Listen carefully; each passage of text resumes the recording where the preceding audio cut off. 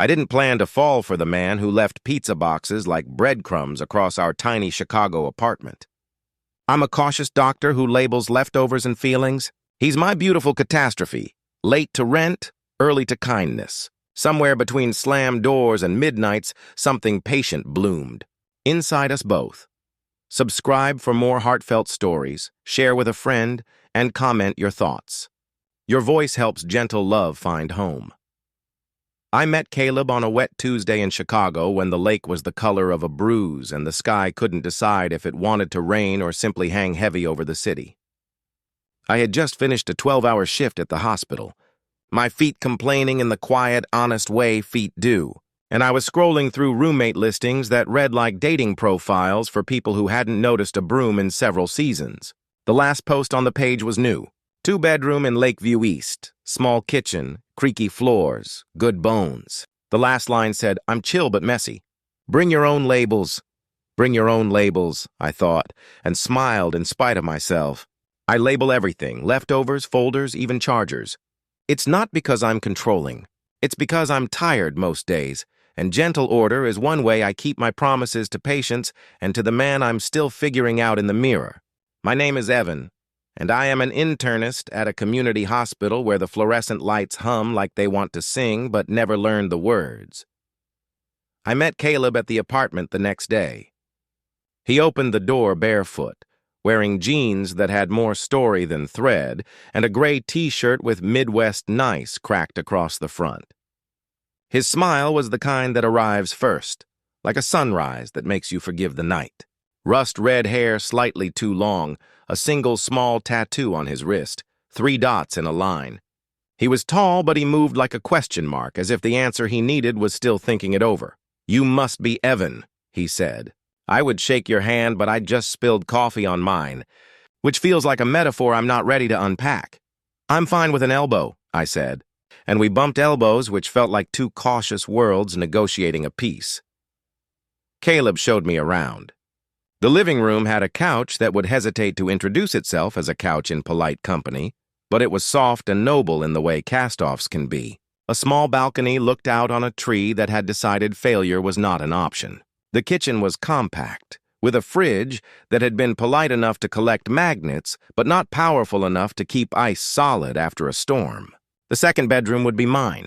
I could see the corner where I kept my books in my mind before he even offered it. "We're near the L, which is both a plus and a minus," Caleb said. "I work nights at Pepper's, the bar on Sheffield. Sometimes I get home late.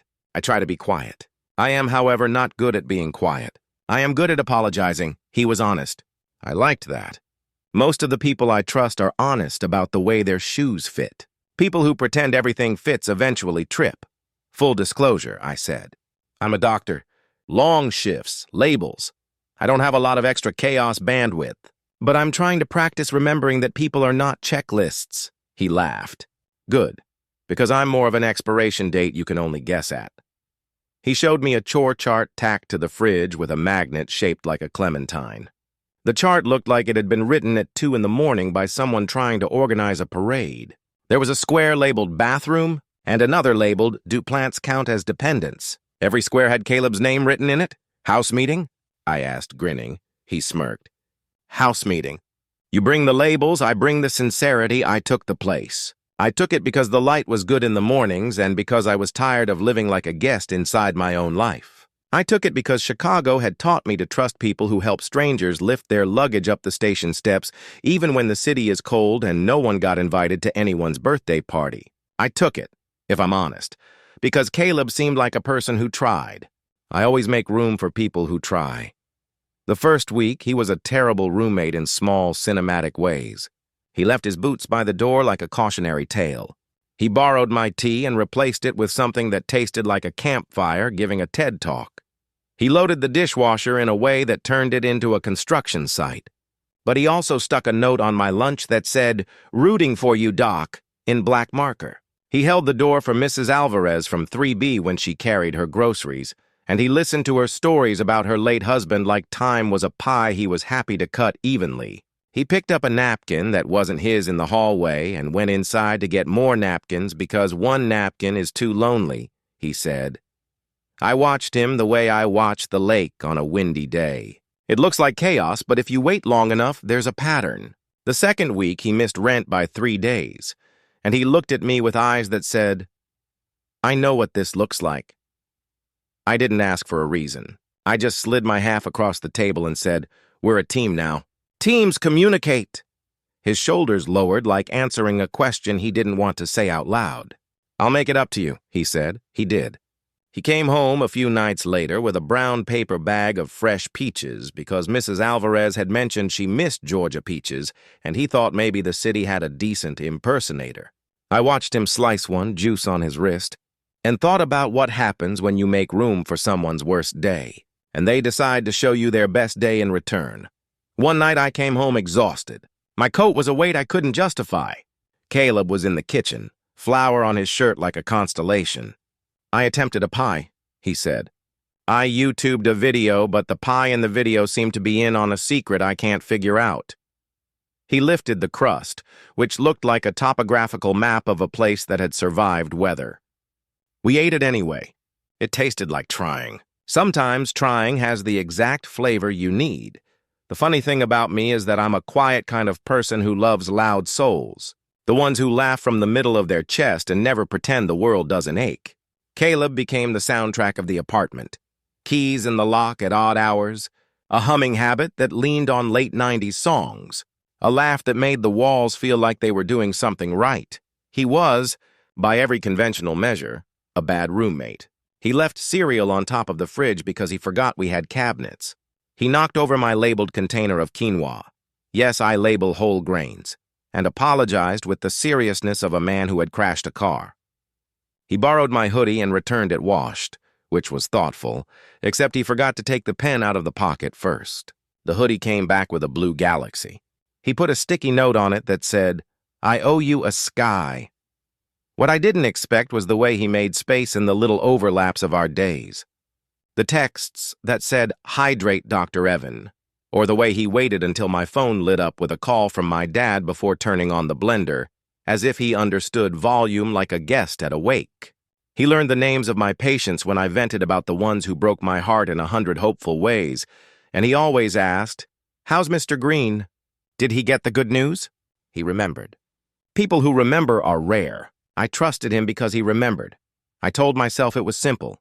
He's a mess. I like order. I'll be the steady. He'll be the spark.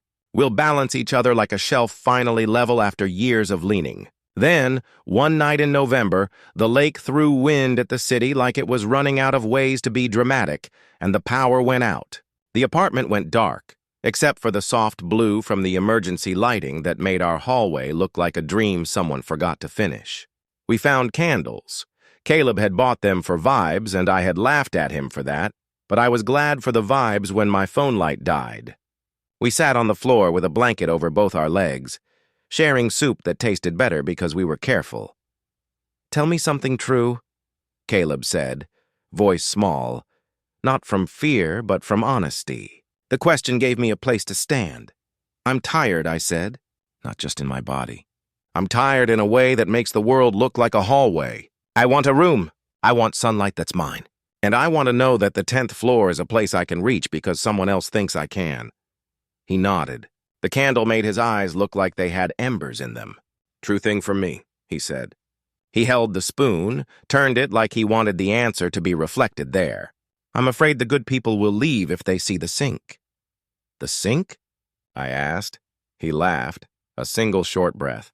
"Not the real sink, the metaphorical sink. My mess, my brain, my late rent, my trying, my failing. I've been the bad roommate before, Evan. I tried hard for a week, and then the laundry made a fort and the dishes declared independence. People say they're fine until they aren't. I always hear the door close." The apartment made a sound like pipes exhaling.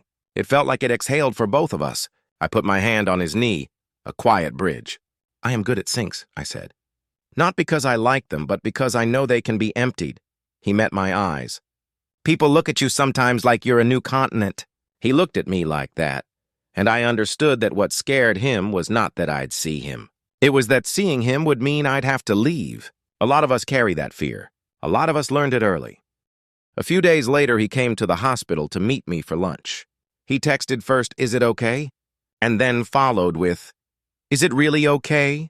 When I came down to the lobby, he was there with a paper bag that smelled like soup that knew its name. He had a Band-Aid on his finger shaped like a dinosaur. "Kitchen accident?" I asked. "Life accident," he said, smiling, then grew serious. "I want to be better at the teammate thing." "Will you tell me what I'm not seeing?" We sat in the cafeteria, and I told him small, true things that didn't shame him. "The recycling isn't a suggestion," I said. "Borrow my hoodie, but not the stethoscope." "The stethoscope is like a toothbrush. It's personal. If you're late on rent, tell me before the day comes. If you're hurting, don't be a hero. Heroes are lonely." He wrote it all down in a little notebook that had coffee rings on the cover. He wasn't acting. He wasn't trying to impress me.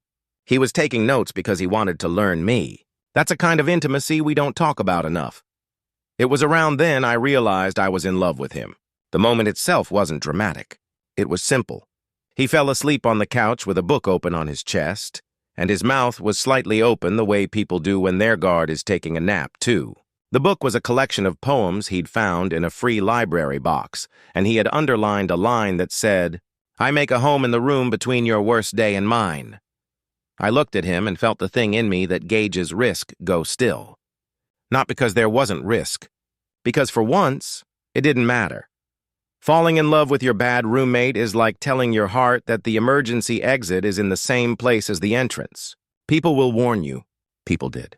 My sister, Natalie, who loves me enough to put it plainly, said on the phone, "Evan, honey, you're a doctor who alphabetizes your spices. Living with love is already a lot. Living with love that leaves cereal on top of the fridge is advanced." "I know," I said.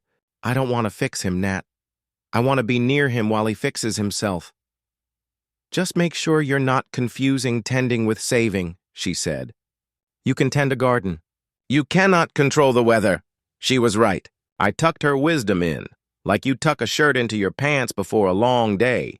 It wasn't about saving. It was about partnership. It was about two people who wanted to tell the truth and still choose each other anyway. Caleb asked if I wanted to go hear him play one night at Pepper's. He didn't talk about music much, which is why it mattered when he asked. The bar was narrow and kind in the way neighborhood bars are, with photographs of teams on the walls and a framed article about the fire in '96 that everyone survived. He played guitar in a way that made you understand kids who stayed up past bedtime to hear a record that knew their name. His voice didn't try too hard. It lived where it belonged. I watched him and thought about all the choices that bring a person to a stage. I thought about the way he looked at the back door every time it opened, and how his shoulders softened when he saw it was me. After, we walked home in the February leftover cold, the kind that makes your nose feel like a memory, and he said, "I wrote a song for someone who's been patient with me." He didn't say my name, but he didn't have to. The streetlights agreed. The song was about a sink. I laughed when he told me that, and he laughed too, embarrassed. "It's a good metaphor," he said, defensive in a way that made me love him more. The chorus repeated, "If I hand you the sponge, will you hand me the light?" It sounds better sung. One night in March, after 3 months of us moving around each other like planets that had decided collision was more interesting than distance, I came home and found a basket by my door. Inside were new labels, a small toolbox, and a note. The note said, "I want to be a better roommate.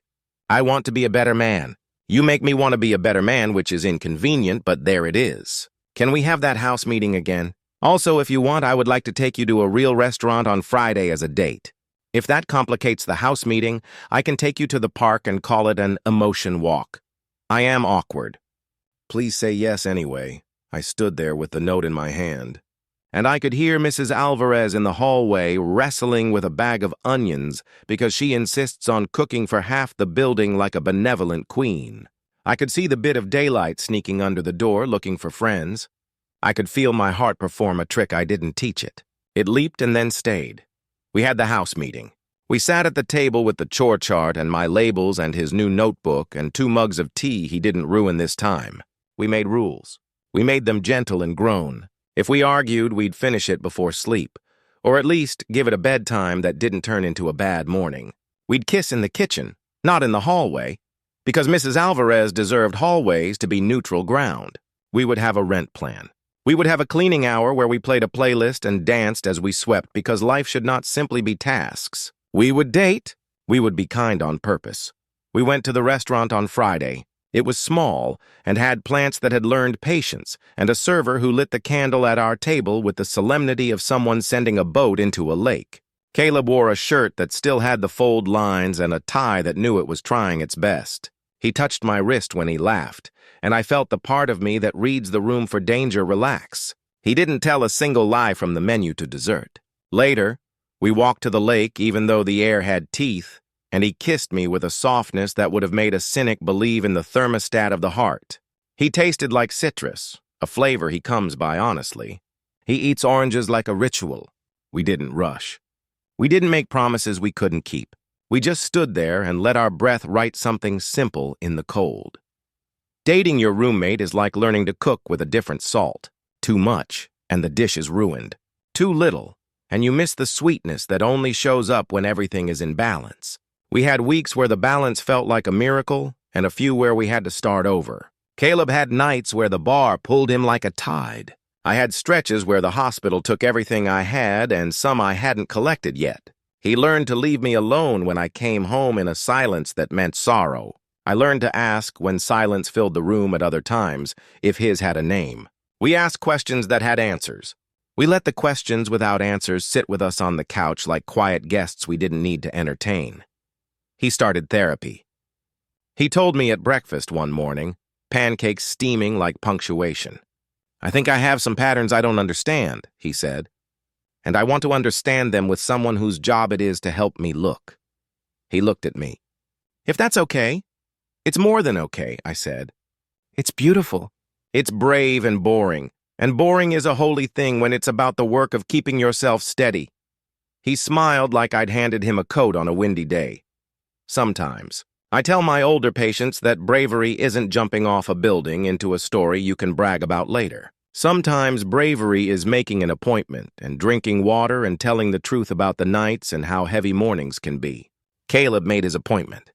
He also learned to put the cereal in the cabinet, and that mattered too. We celebrated both. We carried our love like two people carrying a sofa up the stairs. 1, 2, 3, lift, pause. Sometimes my end hit the wall. Sometimes his did. We did not blame the wall. We adjusted. We laughed when it was funny and apologized when it wasn't. We made spaghetti on Tuesdays because both of us needed a landmark in the week to say, "You made it." We went to the farmer's market on Saturdays and pretended we knew things about heirloom tomatoes. He taught me to throw a baseball better, and I taught him to fold a fitted sheet. Life, in other words. Around June, the city took its sweater off and reminded itself how to be warm. We took the L to the beach and watched the water practice being endless. He wrote a song on the sand with a stick while I charted notes on my phone. We were not glamorous. We were something better. Present. In August, my father had a scare, just a scare, and I drove to Ohio to sit with him in a room where the TV murmured baseball and the nurse moved like she had all the time in the world. Caleb texted me photos of home so that home felt like a place I could keep in my pocket. One was a photo of the plant we adopted. We named him Fernando because we needed to laugh at least once a day, and the caption said, "Fernando asks when his dads are coming home." I cried in the hospital cafeteria where the sandwiches always taste like homework, and then I laughed. My father was fine, and when I came back, I found Caleb had figured out how to level the wobbly table. He stood next to it like a magician who couldn't wait for applause. Not every day was a postcard. We had our first big fight in September. He had been late to rent again and hadn't told me because he was embarrassed. I had been short with him without telling him I was overworked. The stew of silence simmered until it was either going to boil or be turned down. We boiled. Voices raised, not to be cruel, but because sometimes fear disguises itself as volume. I said, "I need you to tell me the truth." He said, "I need you to assume I'm trying." We both were right and also wrong, and it took us a full hour and 2 glasses of water before we found the middle. We made a plan that didn't rely on magic. He took an extra shift at Pepper's and picked up some painting work with our friend Jamal, the building manager who quietly runs the world. I checked my fear for where it hooked into old stories. We apologized. We leaned our foreheads together. We went to bed, not as winners or losers, but as people who had decided the furniture of the relationship was worth rearranging. In November, we flew to Tulsa because Caleb's dad had a heart attack. The call came through while we were grocery shopping, in that aisle where the paper towels brag about how often they can be reused. Caleb's face went gray in a way that looked like snow on asphalt. We left the cart. We left everything. On the plane, he fell asleep with his head on my shoulder and woke with a small noise that reminded me what it is to be a person who has run out of maps. At the hospital, I let him be the family and I was the helper. I carried coffee and translated language when the cardiologist spoke too fast. His mom hugged me like she had been hugging me all my life. His dad made a joke on day 3 about all the beep-beeps, and we exhaled in a language shared by those who have waited next to machines. In Tulsa, I learned more about the little boy who became my bad roommate. He had been the kid who rescued injured birds and cried at movies he pretended not to like. He had a high school coach who told him not to sing because it sounded fancy, and a friend who kept his secret when secrets were heavy. He came out at 19 and was told that courage and family were 2 trains with different destinations. He left for Chicago because Chicago knew how to host exiles. When his dad told him, "You're my son," this time in a hospital room where truth matters, I saw a piece of Caleb sit down and rest. We came home with a new gentleness between us and with a text thread that makes me tear up when I scroll it too fast. Back in Chicago, winter returned like it had been practicing in private. We got the humidifier out. We blessed the radiators. We made chili and then made it again because the first batch tasted like someone tried. We both tried. I was in love with my bad roommate, and he was making himself into a different kind of roommate, the kind you can say whole prayers around. He still left socks on the back of the couch sometimes. He still forgot the cereal. But he also cleaned up the mess without making a speech, and he learned to write rent plan big and underline it. He sent holiday cards to my parents and wrote, "Thank you for making your son." My father wrote back and said, "Thank you for loving our son." I put both cards on the fridge with the clementine magnet. People will tell you any love worth having is easy. People will also tell you it's supposed to hurt. I don't trust extremes. I trust the middle path that looks like 2 people willing to sit on the floor on a Tuesday and say, "Let's sort the mail together."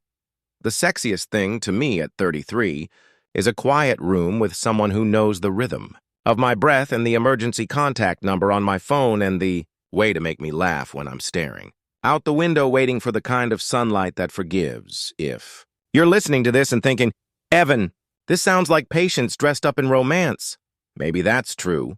The longer I live, the more I believe romance is patience with better lighting. It's the notes he left me on a morning when I had to tell a patient something hard. You're good at telling the truth. You're good at staying. It's the way I learned to leave the kitchen light on when he was late, not as a punishment, not as a lecture, but as a lighthouse. He told me once that he checked the house's windows from the sidewalk at night to see if someone was waiting. He didn't ask me to wait. He just noticed that I did, and grew steadier because of it. We decided in the spring to move to a slightly bigger place. Our apartment had been kind, but it creaked in ways that sounded like our 20s.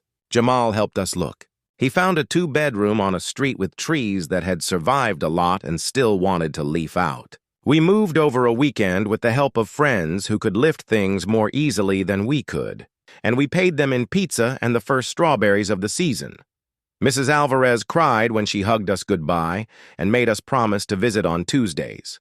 We promised. We do. In the new place, the light came in like it had been waiting for us, and the kitchen had a drawer that immediately collected everything it shouldn't. Caleb painted one wall the color of those peaches he'd bought for Mrs. Alvarez a lifetime ago, and I didn't stop him because I wanted to live in a room that dared boldness. We put Fernando on a shelf where he could lord over us. We bought real nightstands. He gave me a little frame for my favorite photo of my grandmother, and I gave him a framed print of a music festival poster where no one knew he cried during the headliner because he could finally hear himself. We kept dating. When the calendar got loud, we made time by saying no to other things. We had Sundays where the only goal was to read. We had Tuesdays where spaghetti meant not deciding too many things at once. We took walks after dinner like senior citizens before our time, and I loved that on us. He learned to make a chili that deserved its name. I learned to sleep without checking my phone for messages from upstairs.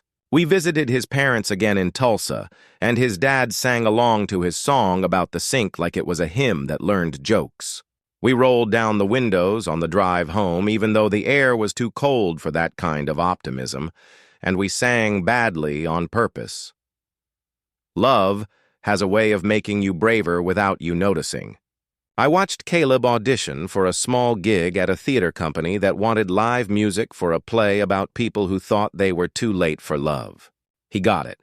He cried in the bathroom when the director told him he had honesty in his voice. He kissed me in the hallway afterward and said, "I think I am learning a new word for myself."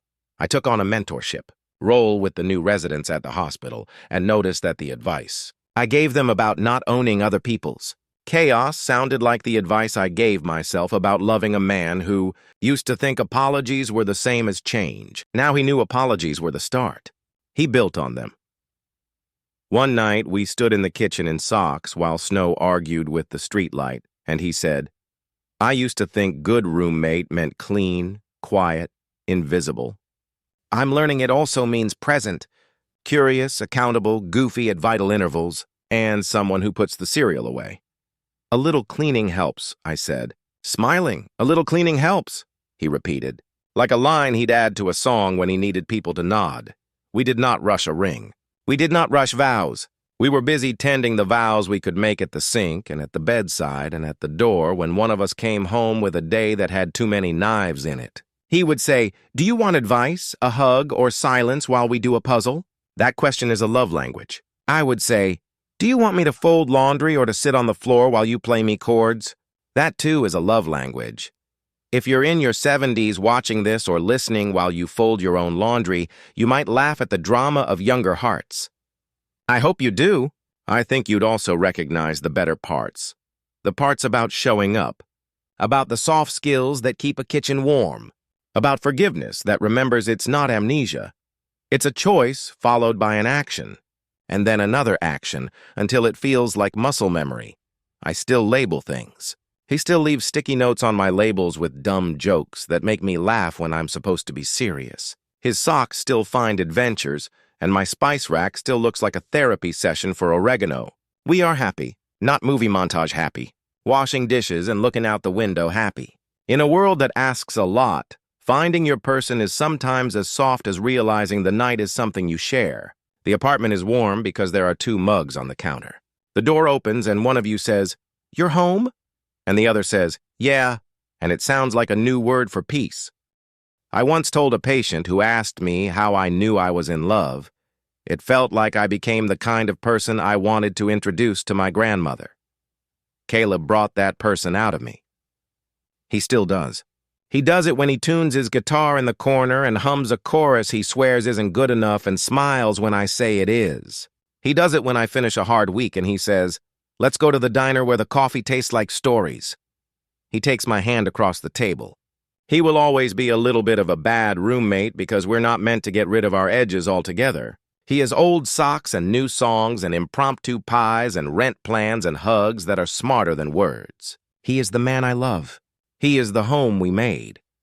Sometimes I think about the first night, the candle-lit apartment, the soup, the truth.